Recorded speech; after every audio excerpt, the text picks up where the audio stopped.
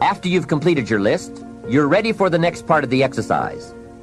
Go through your list, and next to the things you think you can accomplish or acquire a year from now, write a number 1.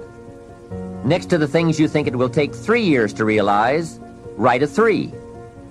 Next to the things it will take 5 years to accomplish, write a 5. And next to the things it will take 10 years to accomplish, write a 10. Go through this list now to the best of your ability and say, that looks like it will take me about a year, or 3 years, or 5 years, or 10 years. Some big goals might be out there 10 years from now. Once you complete this part of the exercise, you might come to the conclusion that you need a lot more 3-year goals and less 1-year goals, for example, or that you need more 10-year goals. You see, while you're working on one goal, you must have something else in the planning stages. If you don't, what happened to some of the early Apollo astronauts could happen to you. After they came back from the moon, some of those astronauts experienced deep psychological and emotional problems. And the reason for that?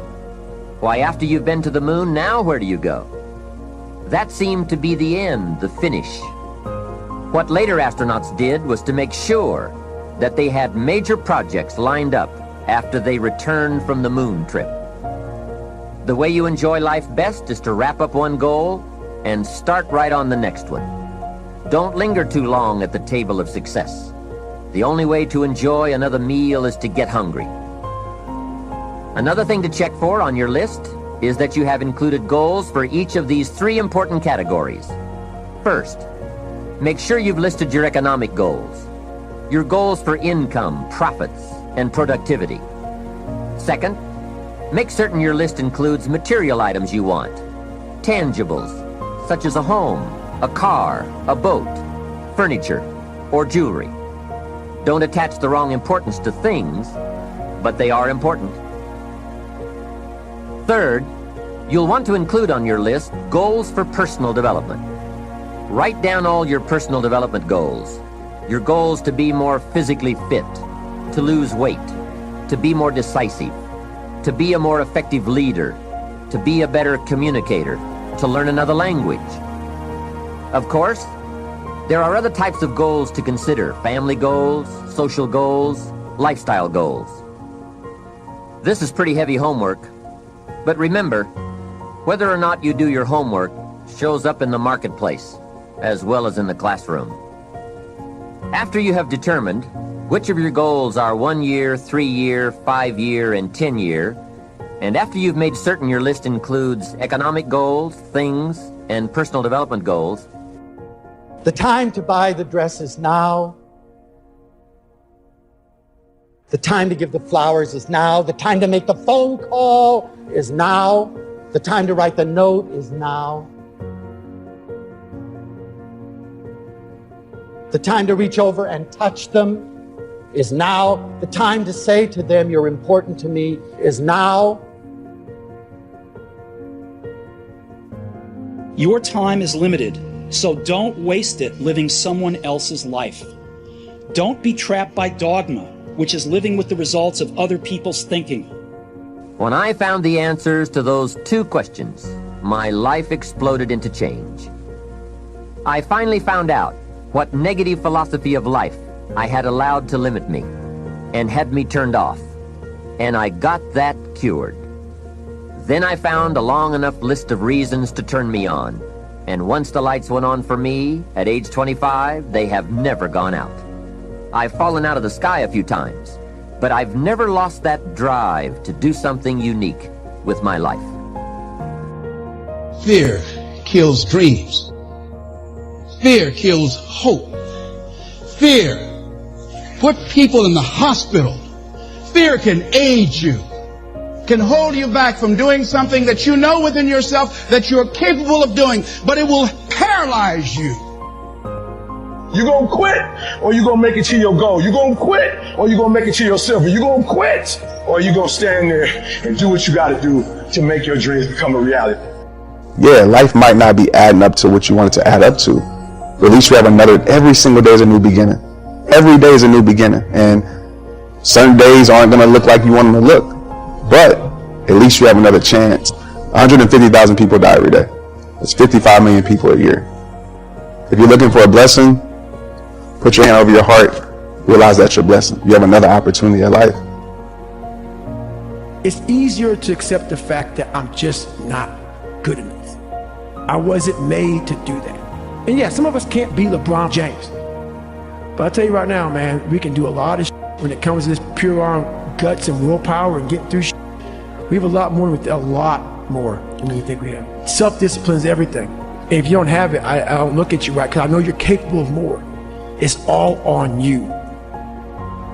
Well, I recommend you ask yourself this question. What are you doing right now?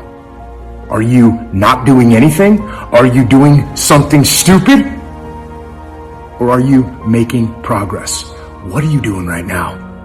I'll tell you what you should be doing. It's Monday! You should be getting after it. Have a good one, y'all. Go get some. Out. No alarm clock needed. My passion wakes me up. My drive wakes me up. My determination wakes me up. My ability to be, do, and have whatever I want, it wakes me up. What wakes you up? What drives you? Why are you playing this game? You gotta begin with the end in mind, so whatever your dream or your goal is, you gotta wake up every day to it.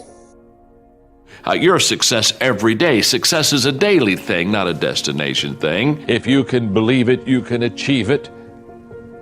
And that never quite rang true with me. This something for nothing entitlement mindset that invades so many people's lives is a bunch of garbage. Too many leaders are like travel agents. They're sending people where they've never been themselves.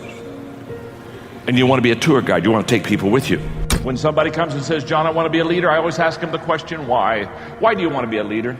I mean, do you want to be a leader because you want a corner office? Do you want to be a leader because you like to be in control? Do you want to be a leader because you love to be in the front of the pack? Do you want to be a leader because...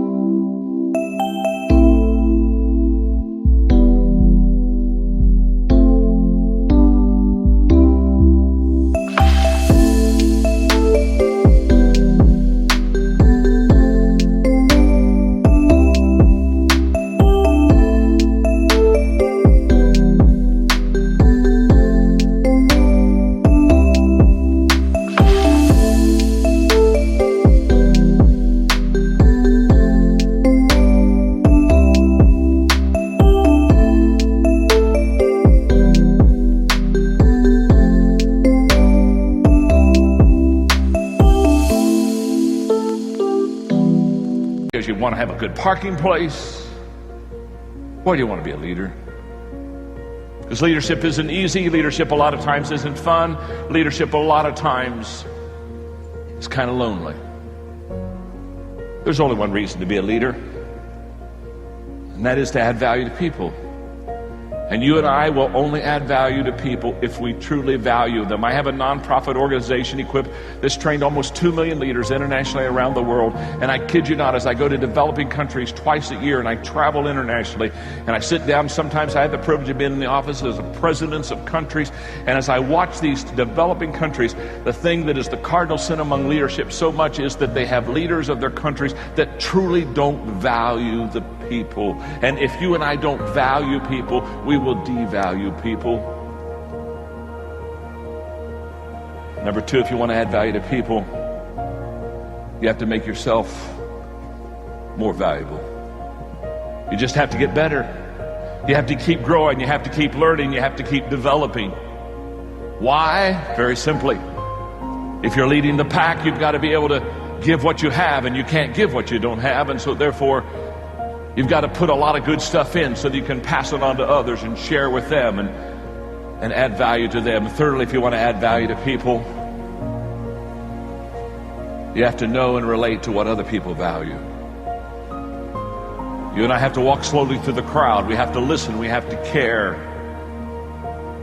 You see, great leaders are first of all listeners, and then they're learners, and then they're leaders.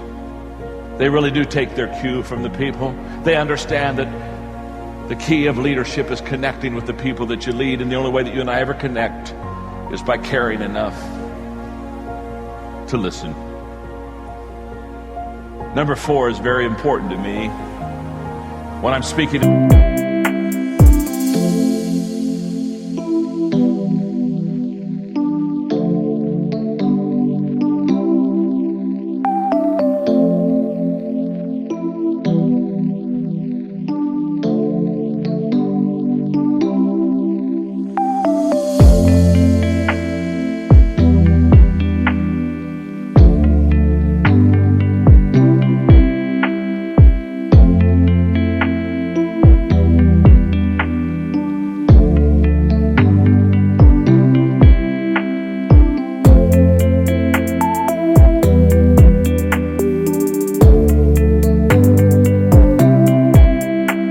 business community, I always share with them that for them there are 3 ways to add value to people, but for me there are 4.